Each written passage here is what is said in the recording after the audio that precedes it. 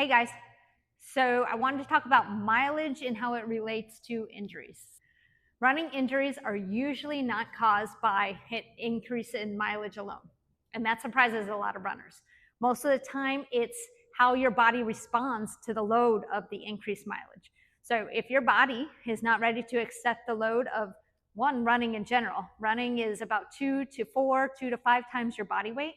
So if your body's not ready to accept that load on a single limb when you're running each step, then increasing the mileage, no matter what the increase is, 1 mile, 2 miles, 10 miles that week, your body is not ready to accept it.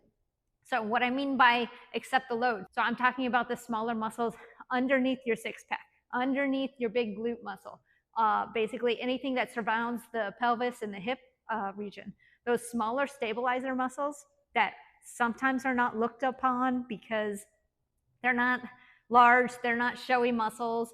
You can't see them too often, but if they're not worked out just as much as your quads, your glutes, your hamstrings, then you're going to get a lot of motion going on when you're landing on a single leg doing 2 miles, doing 5 miles, doing 20 miles, doing an ultra marathon.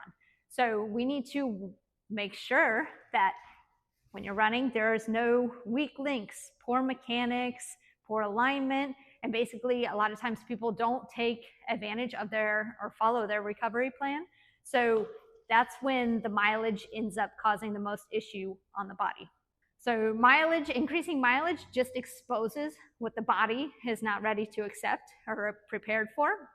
And so a lot of times people will come in with injuries and they'll say, hey, I didn't even run that much this week or this month or the last couple months. And usually I believe them because it's not necessarily about the running mileage or increasing the mileage.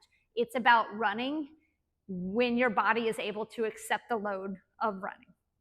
When your body is strong and your body is moving well and you're following that recovery plan, that is when those increase in mileage should result in increased performance, a PR instead of an injury. So all of that increased mileage is not a threat to your health. Increased mileage without the correct loading on your body, that's where injuries occur.